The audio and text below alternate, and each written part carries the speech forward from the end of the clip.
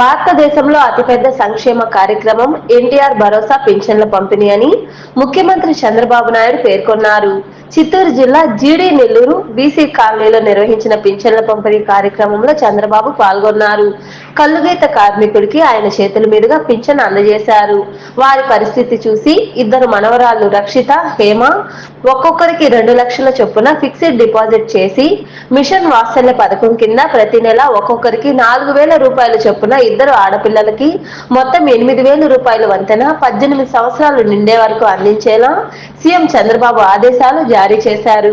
ఈ రోజు నేను వచ్చిన కార్యక్రమం మీరు చూస్తే భారతదేశంలోనే ఎక్కడా ఇంత పెద్ద కార్యక్రమం లేదు. ప్రతి ఒక్క వ్యక్తి మీరు గుర్తుపెట్టుకోవాలి. దగ్గర 64 లక్షల మందికి. మామూలుగా మీరు చాలా మందిని చూశారు. ఒకప్పుడు పింఛన్ 200, నేను 200ని 2,000 చేశాను. అది నాకు పేదల పట్లుండే ప్రేమ.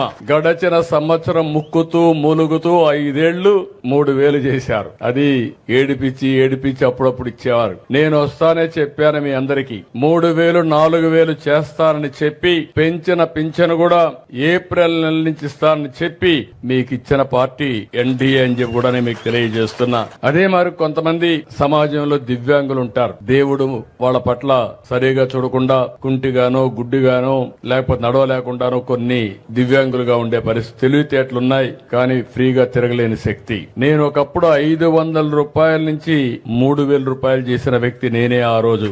మీరు గుర్తుపెట్టుకోవాలి. ఈ రోజు 3,000 నుంచి 6,000 చేశాను. అంటే 14 నుంచి ఈ రోజు వరకు 500 నుంచి 6,000 దివ్యాంగులకు ఇచ్చామంటే అది వాళ్ళ పైనుండి నాకు ప్రత్యేక అభిమానం అని చెప్పి కూడా నేను మీకు తెలియజేస్తున్నా.